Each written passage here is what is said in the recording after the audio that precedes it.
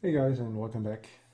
This work in progress video is going to be a little bit longer than the previous ones because I have quite a lot of stuff to cover. So to begin with, I figured out that I needed a cross move going to a square move like this. So what I did was to just start out with this one, which continues all the way up, and then I use the post tools, post controls to at this end here, put him in the square position and adjust some of the movements as well. So that ended up looking like this.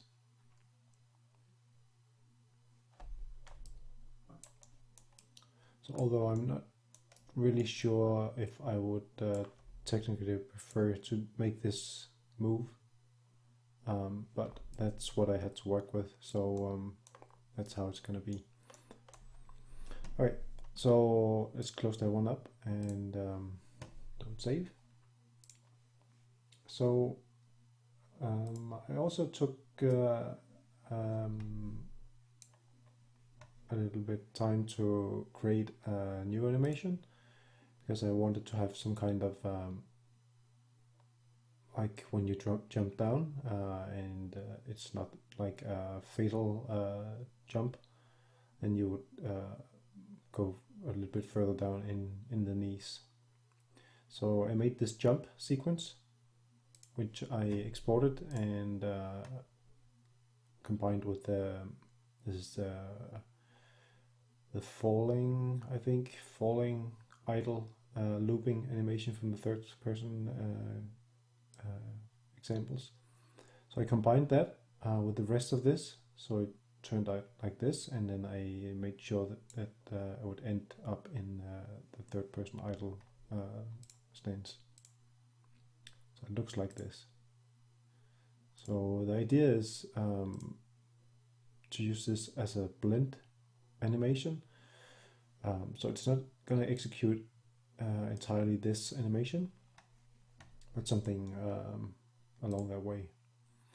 I'll get back to that in a moment. So I also made get up front. I took the base animation from Mixamo this time and just adjusted it so that he ends up in this pose here.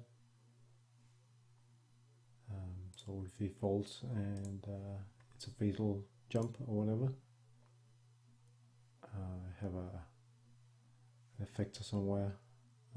It's probably this one, or maybe not. Oh, whatever. I hope this is exported correctly. So anyway, let's close this one up as well. Okay, so just close this one as well.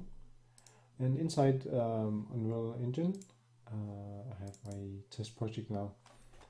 So these 4 animations I tried to incorporate into the setup now. And as you can see, the setup here is different because I initially started out with these volumes and didn't really turn out so well because it was pretty hard to position things. So what I have here is just one big actor.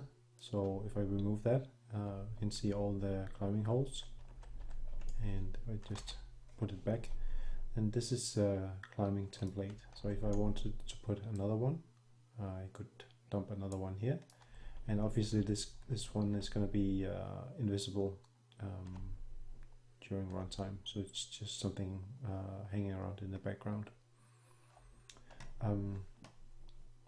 Okay, so with this setup here, it allows me to quite easily add new holes. So if, say, I wanted to add one here to the left, I could just drag this along, and I know that I have to position it in between these pillars here, so they align up.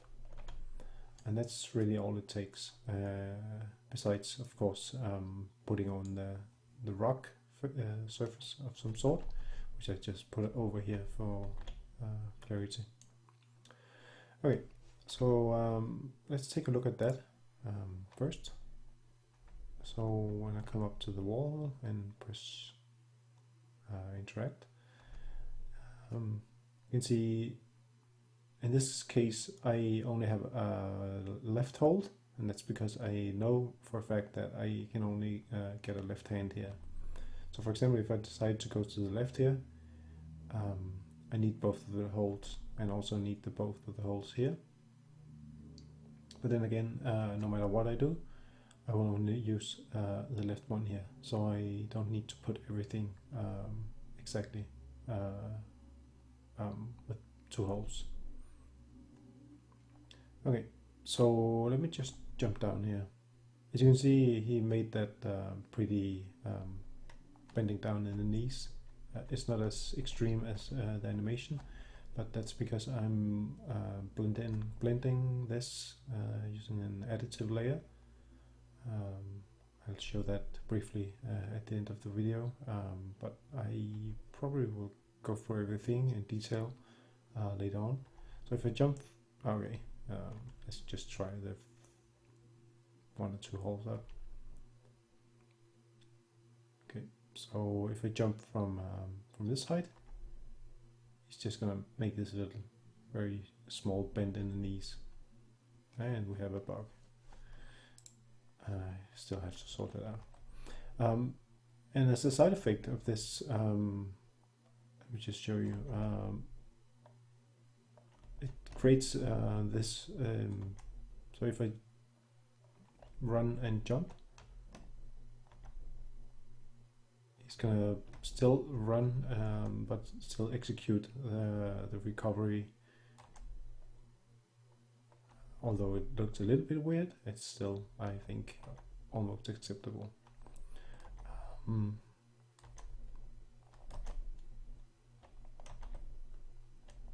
just walking a little bit.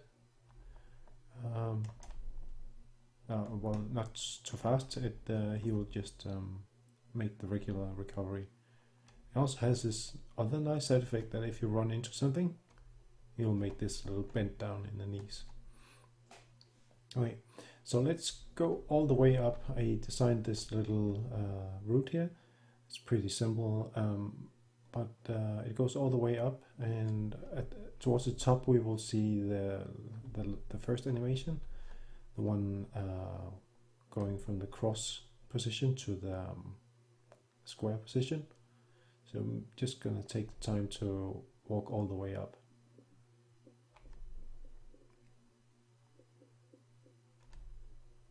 And if you're wondering if any of this has any IK, the answer is no. It does not currently.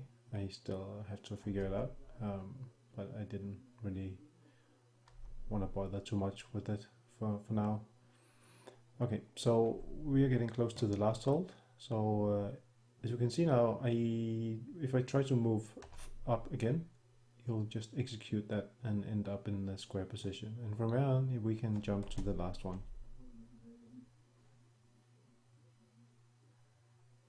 Pretty nice. All right, so if I let go from here, he will go into ragdoll, and that's where the last animation comes in. Getting up from that ragdoll. So it traces down and checks if he's lying on his back or his front, and executes correct animation depending on which side he's on. So if he's on his left or the right side, mostly, I think it will choose the back one and make a little weird thing, but it's still looking okay. And if you're wondering how I made that, I have a complete tutorial covering that. It's called Ragdoll 101, I think. So go check that out if you want. Okay, so as promised, I want to show a little bit about how I made the setup for the blend of the animation. Not this one. So inside my animation graph, I have this stuff here. I just gonna put down there. Don't use that for anything. So I have a hard landing. Called it faster because initially it took too long time to recover, so I sped it up a little bit. It runs as an additive layer. So apply mesh space additive. This node here. So just plug that one in after the default state machine, and then I play the this node. So since this takes an explicit time, you can right click this and say converts to a single frame animation. That's going to give this node here where you can specify the time in the animation. So what I do to drive this one is in my event graph somewhere. I have all this spaghetti code here. It's completely unorganized at the moment. But once I see I have a hard landing recovery, I basically just, when I start this, I set my handling recovery time to 0. That means the animation is going to start from the beginning. And then I add the world delta seconds to that time and then update it until I get to that exact time where the animation stops. And then I just say that, okay, I'm finished with this. And then we notify that we are standing, and he's standing again. So that's a little bit about how that was done. I still have a lot of stuff to do. I have to mirror the animation going from the cross left to square idle, and I have to make the dyno to the other side. And I still run into a few weird bugs at the moment with some of the tracing, especially in the beginning when I want to get on climbing a wall. I think the next project with this, or sub-project with this, is going to be to change the angle of this wall, so that it can have a different angle, so it doesn't have to be that exact same angle all the time.